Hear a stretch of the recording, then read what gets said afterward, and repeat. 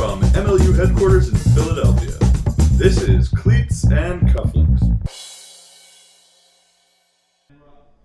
And welcome to Cleats and Cufflinks. Back next to me, Dusty Rhodes. I'm going to start to say as always, Dusty Rhodes, or as nearly always. As frequently. As frequently. I'm happy to be back. It's a comfortable seat to sit in. It's got good support. We're getting used to it. Yeah. People don't know this, but you actually provide yourself additional support with some of the foam that's sitting around the office. Dusty likes to be a little bit more forward, a little lumbar. The seat on these chairs is a little bigger than the part of me that sits down is. It's a deep seat.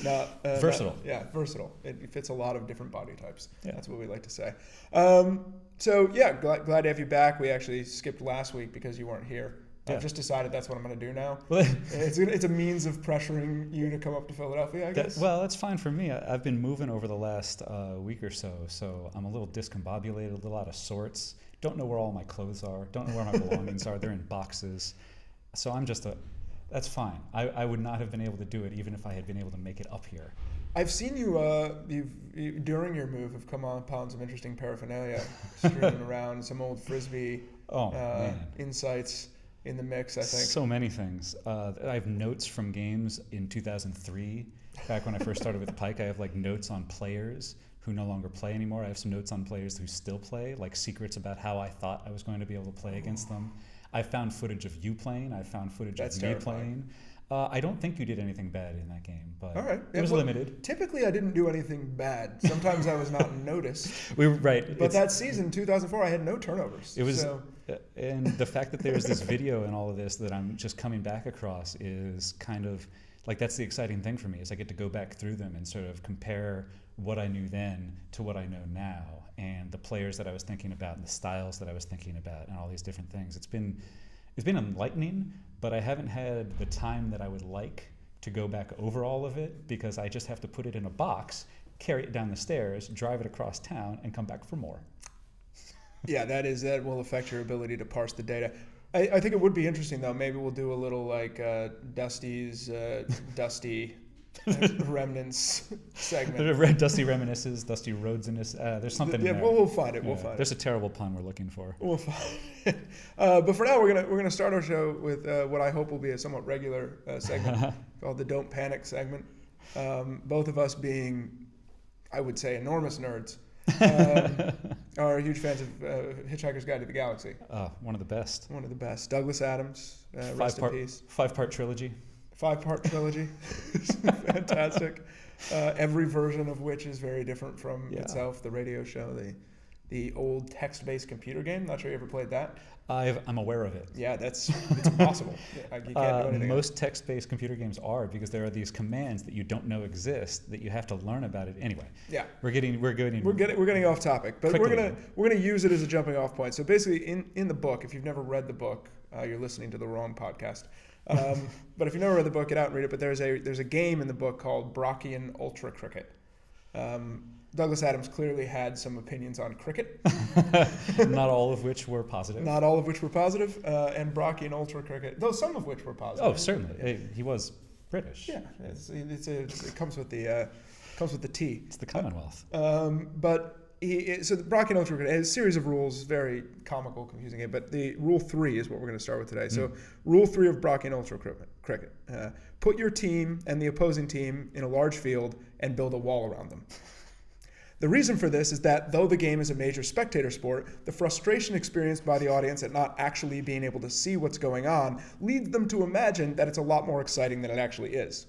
A crowd that has just watched a rather humdrum game experiences far less life affirmation than a crowd that believes it has just missed the most dramatic event in sports history. Rule 3 of Brockian Ultra Cricket. So it was funny, you brought up Hitchhiker's Guide, and then last night I think you texted me Brockian Ultra Cricket, and I read this rule and I thought, that feels like Ultimate is sometimes. Well, not just is sometimes, it's almost fundamental to the identity of Ultimate. In order to have this game that the players are sort of designing the rules for, have come up with, and you're doing tournaments, you need to find, first of all, a large field so that you can minimize your travel expenses, get the most bang for your buck on a weekend, make it like a destination for you and your friends and all of that to go do this thing. But the other thing is that once you put it in the middle of nowhere, you're essentially building a wall around it, whether you are physically building a wall or not physically building a wall, metaphorically building a wall. Let's use metaphorically building a wall. So there's this history within Ultimate of Ultimate tournaments being this place where anything goes. Like you have some teams that are very intoxicated while they're playing. You have some teams that are playing in costume. You have other teams that are playing without clothes. So there's all this sort of thing that's part of Ultimate's history and part of Ultimate's lore and all of this community involvement that rely on you being in the middle of nowhere. Because when you go to parks and you play without clothes on, they call the authorities. You get in trouble. I mean, there are these kind of layers of Ultimate. Like on one level, a tournament is about sort of the social thing, and on another level, and depending on the tournament, it's about the competition, it's about the social element, it's about both. We all know that Fool's Fest is just a place to go get weird for a weekend. Quite weird. quite weird. And that's coming up, by the way. I don't know who's going to Fool's Fest out there, but have fun. You're going? Calvin Ball, the return of Calvin Ball. The return of Calvin Ball. We were Calvin Ball last year. We'll be Calvin Ball again this year because apparently the thing is this year that your team is supposed to have a bunch of rules to like impose upon the game that you're playing, and we were already doing that last year with Calvin Ball, which was like a part of the throwback to the 80s that they did last year, and our team just loved Calvin and Hobbes, so it was obvious for us. It's fantastic. I thought, given your current hairstyling, that you might be joining Luke Ryan's team, which is Weekend at Bernie Sanders. Oh no! Basically, one person on the team has to do the Bernie dance as a mark. Point or something along those lines. But then the issue is, if I'm doing Bernie Sanders hair, I have to get it to not lay down. So it would need to be styled in some fashion. And I'll get you some hair stuff. Yeah. But anyway, your point is good. We'll get it back to it. The origins of Ultimate say, we're this alternative sport and this alternative culture, and as a result, we create separation of ourselves from the general public in order to better enjoy this. However, that's changed over the years to now where, obviously what we're doing is very spectator-based, but even on the club level, they're looking for more eyeballs on it and more people to watch it. And yet, some of those same barriers still exist just as a result of the way that we're formatted. Well, and there's a couple ways to look at that also. There was a handful of years ago, there were a couple photos that came out from Fool's Fest specifically that people were like, I actually don't want that photo of me on the internet. Yeah. So you're starting to get coverage and like media around Frisbee generally. And once you start doing that, once you're showing everybody what you're doing, it's, to use a term that has been used a lot recently in terms of discussion and discourse at universities and colleges, it's a safe space. So the idea of an Ultimate tournament was this safe space to, let your freak flag fly, so to speak, and just to do whatever you want. But once we start looking at it from this, making it more visible, we don't necessarily want all of that to be the most visible part of Ultimate. But then we're making decisions about what the culture is and what the culture isn't. So are we all of these things? Some of them? Well, I think there's just a lot of opportunity to be different things. I was talking to some people from, that do some work with WIFDF, the World Flying Disc Federation. And, they're very completely no referees, like all self-officiated is their kind of thing that they want to do. And we came to the thing that, it's okay. Like, it's okay that people do different things. I could actually see Ultimate tournaments like Fools doing what there's a cocktail bar I like to go to in Philly called Hop Sing, and you're not allowed to take pictures or video in the restaurant. If they catch you doing it, they ban you, and you're never allowed back. And it would be interesting to say for an Ultimate tournament like Fools, where it's just about like being crazy and being fun, to be like, look, don't take pictures of this event, don't broadcast this event. This is a space where people can let it go and then go back to their job as a lawyer and not get themselves button in a lot of all trouble. The way back up. All the way back up to the top. So I'm just saying that there's probably different ways of doing it. However, if you are looking for viewers, and if, as with Brockian Ultra Cricket, you are a popular spectator sport, obviously this being tongue-in-cheek, you want people to be able to see the game. And it's difficult because there are walls around it, metaphoric walls around it, particularly given the tournament format. And you noticed that recently, and that's why this came up. And this is one of the things that comes up a lot when we talk about Ultimate coverage of tournaments. So if you look at UltiWorld, for example, they get criticized a lot for not covering enough women's games or not covering enough mixed games, or why didn't you cover my favorite team during this round or whatever? And my personal example of that, which I have mentioned to just about everybody, was last year. I've heard it a lot. DC Scandal was playing against Molly Brown in the quarters of women's. Mm-hmm. So Scandal had won the previous 2 national championships, had lost a handful of players to Molly Brown, and was going back for their next run at a title. And last year there were approximately 5 women's teams, maybe 6, maybe 7, depending on the weekend, who are at the very top level. And there are a handful of other teams that can reach that top level. But in the quarters matchup, there was one matchup that was obvious. It's your returning champion, your reigning 2-time national champion, playing against a team that has some of the best players from those 2 national championship teams on it. So from a media standpoint, this is something that you would build up as much as you could and display as much as you could. The problem is it's also happening at the same time as 3 other women's quarters, 4 men's quarters, and 4 mixed quarters. So you have 12 games going on at the same time. This is the highest level. We're out of pre-quarters, so we've cut the field in half. How can you broadcast all of those games at the same time? And what decisions are you going to have to make in that scenario? So the tournament format doesn't lend itself to actually being able to cover individual teams or even necessarily individual divisions. Because once you get to semis, you still have teams playing in the same division opposite each other. So you couldn't even watch, if you wanted to watch both women's semis or both mixed semis, you wouldn't be able to. They're happening at the same time on separate fields. Right. So it's a fundamental problem. Even if you were there, you right? wouldn't be able to see both. You can technically see both of them at the last You field get up high enough, get yourself a ladder. Because you tried to, and you can sort of see when people get excited and checking out. But the issue remains that we're criticizing the media in part for this, but it's a fundamental problem of the tournament format. Without the format being adjusted specifically for media access or viewership or live viewership. So there's a problem there. And if we want to make it visible, we want to make the highest level visible. Yeah, because it's not like there wasn't decent coverage at Nationals last year. I felt like there was. How many different games from that 12 were actually covered? Do you know? Was it 3 or 4? I want to say 4, but I feel like that's on the high end because ESPN wouldn't do 2 at once, I didn't think. And no, you'd have not on that. Multiworld doing 1. So when it comes down to it, it just was insufficient. When you look at the numbers of these games, in quarters of the 12 games that happened at once, 7 of those 12 were decided by 3 points or less. And in semis, 3 of the 6 were decided by that same margin. And it's just, and even if you just look at quarters for the men's, 3 of the 4 games went to double game point. 3 of 4 games in quarters went to double game point. Those are all games that you want to watch, either as a live viewer or as someone who's looking back to video evidence. Well, that's the other thing is there's not any evidence of those games now, unless there's somebody from one of the teams doing some tape, which would be great to see. So the second part of that is what's the official score sheet? So how do I go back and look at the game through text analysis or whatever, the way you would look at a basketball game or a baseball game or a football game?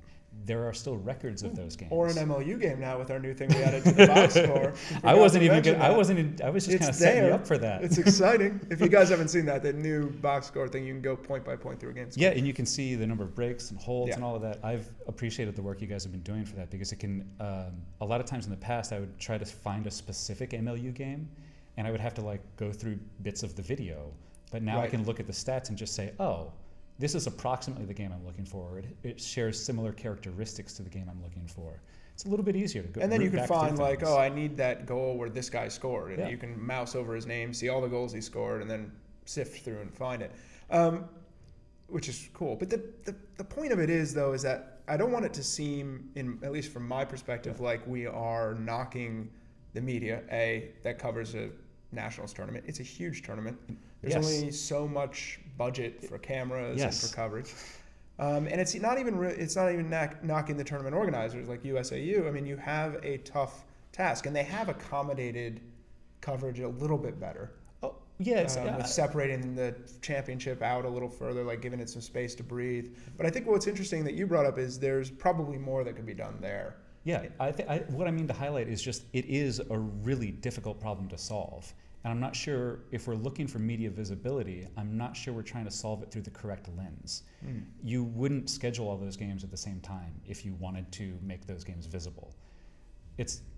I know that this is not the reason it's done that way, but to have all of the quarters at the same time, it almost feels like you're trying to hide those games. They're impossible to watch whether you're in person, whether you're watching at home, or whether you're trying to cover it as like a reporter. It's impossible. You have to actually be there at this point. And you have to have multiple people challenging. at every field site, like taking notes and doing all of this. Yeah. So like the manpower that's required to do it, or woman power, or any sort of power whatsoever, people power. The power. Right. So the power to do that it just takes a lot. Yeah. And I think we need to look at it critically as opposed to saying that tournament formats, the way that we've been doing them, lends itself to coverage.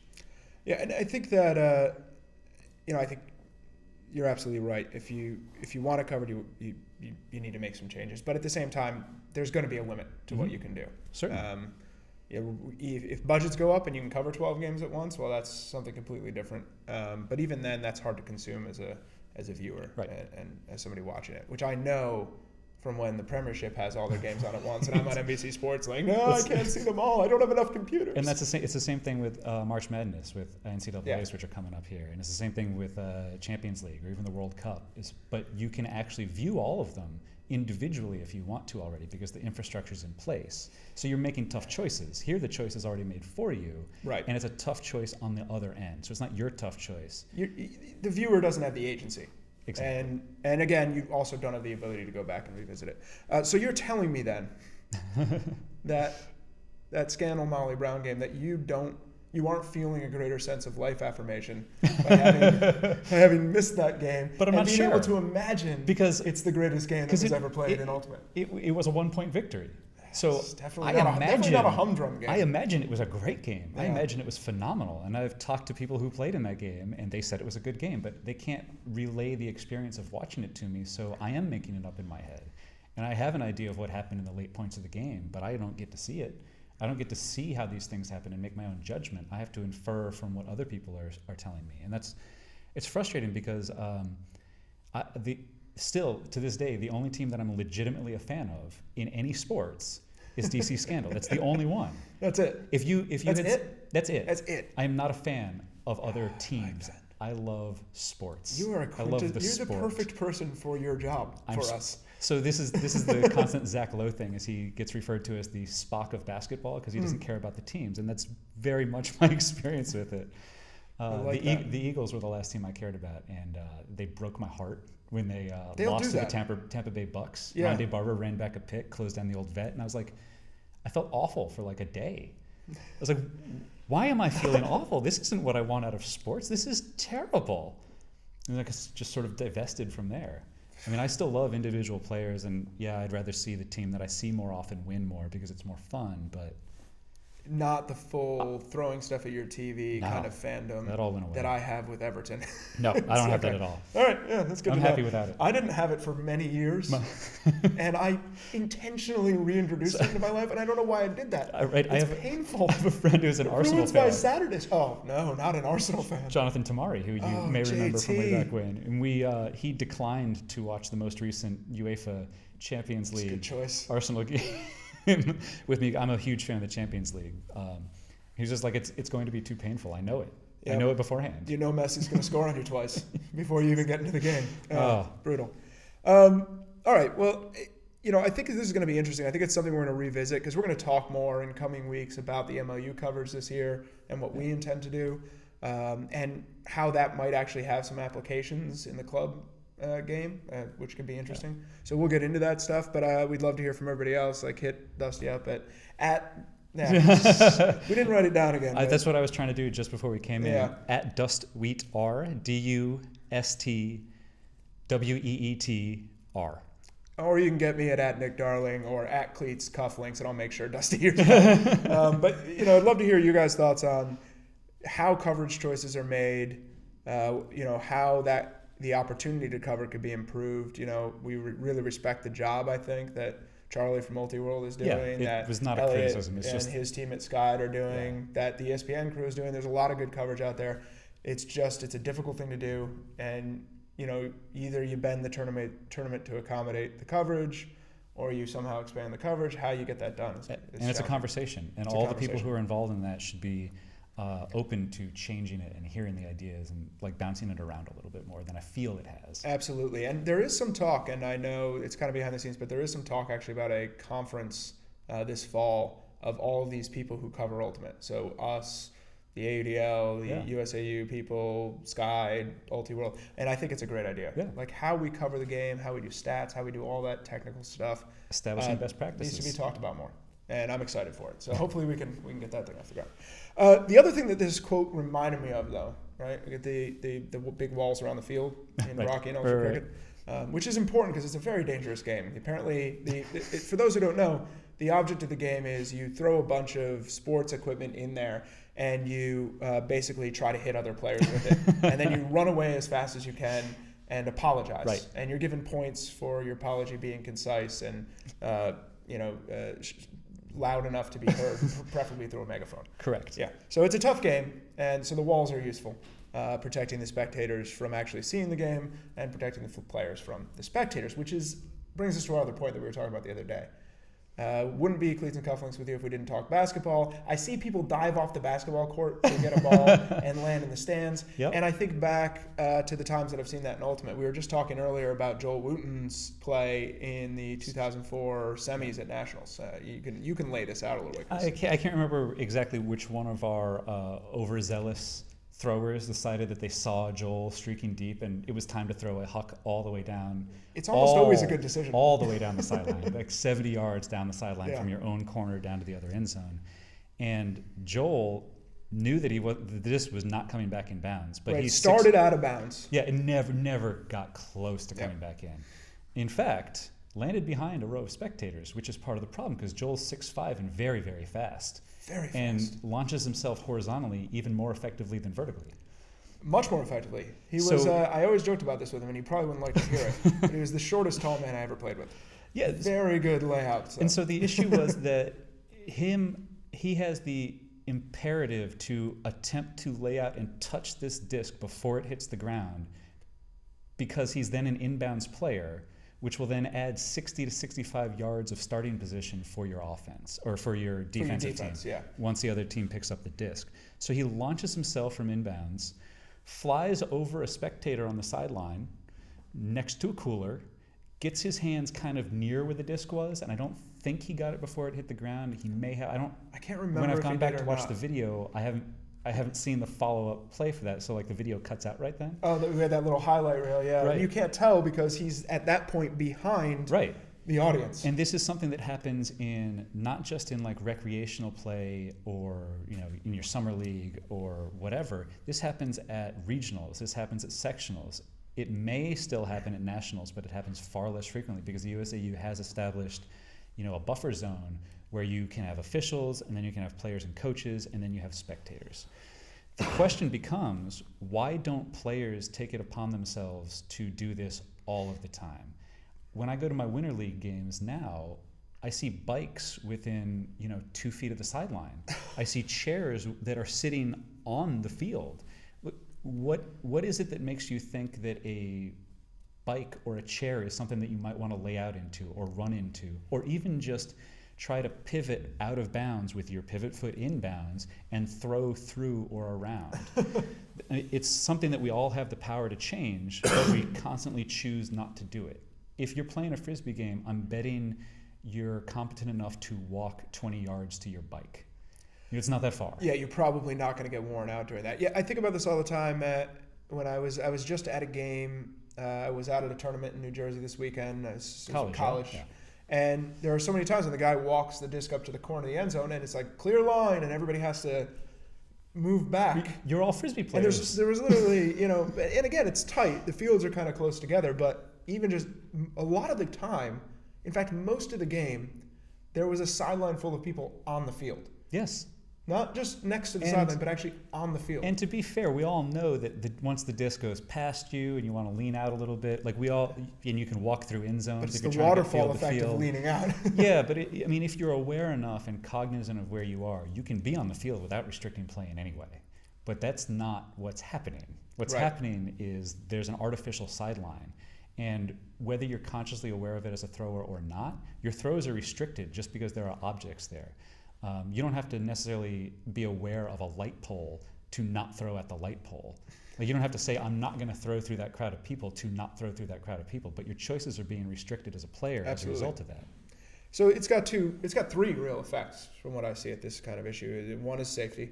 I remember that's the biggest one. I remember down at high tide, low tide in Savannah when I was in college, and I landed in a garbage can. I was sprinting out of bounds. I jumped to catch a disc. And I can distinctly remember looking down and being like, I'm going to hit this garbage can, and I have choices. And there's that moment when time kind of slows down. You're like, I could land in this garbage can, or I could potentially land partially in this garbage can, which would be much more painful. But I'm not going to miss this garbage can. I got to tell you, the notion that you're landing in a garbage can, it sounds totally made up. It was awful. It was awful. Fell over. So the problems are threefold, right? So it's the safety thing, which I think is the biggest thing. And I think 100%. We should all be responsible for that when we're playing recreationally or in our club games where there's not this kind of restrictions enforced. Yeah. They still are important. Two, we have a problem with spectators. When there's people gathered so close around the field, it's very hard to see. And you can't really enjoy the game. And they're disengaged physically from the idea of moving. The whole thing is that they are sitting and watching. If you're a player, you're at least sitting down and then getting up and going back. Yeah. So you have a different mindset as a spectator. You got to get them even further back. You got to move them further back. And it's also tough for coverage, too, for getting cameras out there and stuff like that. If the sidelines are crowded, it's hard to get views. It's a lot of the reasons that we've created pretty strict rules about where players can stand on our fields is to accommodate coverage. And then I would say that the third thing is that it's impeding play, because in reality, Ultimate doesn't end at the sidelines. No, it extends X number of feet beyond the sidelines. They're still very playable. If you have a 6'5" guy who's standing on the sideline, his backhand reach is going to be pretty extended. Significant. Pretty extended. I don't know how long because I'm not that tall, but yeah, it seems like a lot. And it's restricts throws, all of that. It's one of those things that you can take upon yourself to take charge of. On a sideline, you can be the guy who annoyingly moves everybody's stuff back over and over and over again. And maybe, just maybe, it'll catch on. It's like the same person who cleans up the garbage after everybody. Like there's always one of those people. I've been that person often enough that I know how it feels. You're just hoping that by doing it once, twice, 10 times, 100 times, you'll make somebody else do that same thing. In a physics sense, the bag closest to the sideline is the densest object in the universe. It pulls all other bags closer. Yes, everybody goes and puts their stuff down right next to it. Just stand back. Don't be that bag. Yeah. Don't be that spectator who needs to lean over. I think it's obvious that it needs addressing. I think USAU's addressed it in their higher level tournament format. It's the follow-up from the players that's more necessary than it's so important. It's not top down, it's bottom up. You don't have officials in a lot of places. So it's up to players to self-officiate, not just what's happening on the field, but what's happening around the field. Yeah. So let's make sure that, this is our call out, our public service announcement. The more you know. But yeah, move your crap off the sideline and let's play a little bit of safer game. Let's play some of the frizz. So we're running low on time. I wanted to touch on one more thing that this is our weekly thing. You're wearing an Ultimate shirt today. Can you tell us what we have on today? A John Doe jersey today. John Doe jersey. It says John Doe here. We've got a couple anonymous fellas here, also the John Doe representation. I'm wearing this because John Doe is the team that I coach. Yep. I know I erroneously said last time I was on that my last link to the club division is Masters, playing with horse. I'm still coaching club. Still coaching club. Yes, it's a little bit of a different link. I didn't mean to disrespect John Doe. Did you get called out? No, I did not. Okay, actually. that's good. Not that I'm aware of. Yeah, probably they may have behind been your mumbling. back. Yeah. But John Doe is an open team in DC, and we have a handful of players who have already been signed to the current this year, which I'm very excited about. How many are we at? We're at 4 right now, and I'm hoping there will be a couple more down the pipe yet. I'm trying to stay out of Will Smolinski's hair on all of that. There's a little bit of conflict of interest in all of that. The open tryout for DC, there were 105 people. That's what Dave was just saying to me, yeah. So, how many were John Doe? A dozen? More? I'm not sure because I lose track of when they were trying out for the Breeze or the Current. So it was around the low... 15 would have been the max, and I think that's really overestimating. But one of the reasons I'm excited is just that they get another chance to be coached by somebody else, experience Ultimate from a different perspective, And then for me as a coach, I'm going to have video on all of these players. Every single one of my club players who plays in MLU or AUDL, I can go back and watch them play, and I can pull out clips of what they were doing. I can learn more about what they do in different contexts than I would put them in a game. So it's this resource where, without those walls, so to speak, without that like barrier to watching what happens at a Frisbee tournament, I get to watch these guys play and build my knowledge about them as players and hopefully help them develop more. And this is one of the things that I think both MLU and AUDL have done a great job of, is just starting to develop more and more players. So it's not just your club team. You're getting up-and-coming players. You're getting players from the mixed division who are playing single-gendered pro-style Ultimate. And just seeing players interact in different contexts, seeing them interact with different players without necessarily the culture of their teams behind it. It's just this scenario where the growth of the game and the growth of these individual players gets accelerated. And I'm so excited to have them not just on the team, but being coached by Will. I love Will as a coach. Fantastic. And coach. hopefully Kevin will still be dispensing knowledge as a player. Yeah, like you can stop Kevin from dispensing Right. knowledge. Kevin he does not have a filter on knowledge dispensation. No, but that's good. No, it's good. I want everybody It's to great. dispense knowledge all the time. No, I think that's actually a really interesting point, is what kind of, in both directions, but particularly in this sense, what, are club coaches using this MLU, this pro experience, AUDL, MLU experience as a resource for understanding their players? They certainly will be, I think, but are they now? I think it behooves them to do so, but it's also just a matter of some clubs are specifically using and interacting with AUDL or MLU teams as either a feeder or like a test ground, or as a place where we all get to work on some new things, or even as a place where they play a little bit different style or things like that. And I feel like the looser association actually brings up the talent level, and it actually brings communities together, like within the same city, where you get mixed players playing with open players and all of that. Absolutely. And I think Cross-pollination. Importantly, we're running out of time on this issue, but this is what we're going to talk about next time on Cleats and Cufflinks. I want to talk about the relationship between the MLU and club teams specifically, but also more generally the relationship between different club teams, club and college teams, the way that these teams work to develop players, and where that leads in the future. So if you have any comments or questions on that, get me at Nick Darling or at Cleats Cufflinks. You can also get at Dustweet Rhodes, DUSTWEETR. And right before we sign off, one last thing I want to point out is we have a terrifying Turtles jersey behind us today. This is the Fredonia Ultimate Team, where my brother actually plays. They sent us this shirt. So what we're going to do is anytime you send us anything, be it a hat, a shirt from your team, we will incorporate it into the set, whether by wearing it, as Dusty is doing today, or putting it behind us or on the table here next to the Billy Maroon McCuddle trophy from 2009. We'll incorporate that in. So you can send that along, email us for an address, and we'll hook you up. But thanks again, Dusty. Happy to be here. Thanks for having me. We'll see you maybe next week. Hopefully. Let's do it. All right. That's all for Cleats and Cufflinks.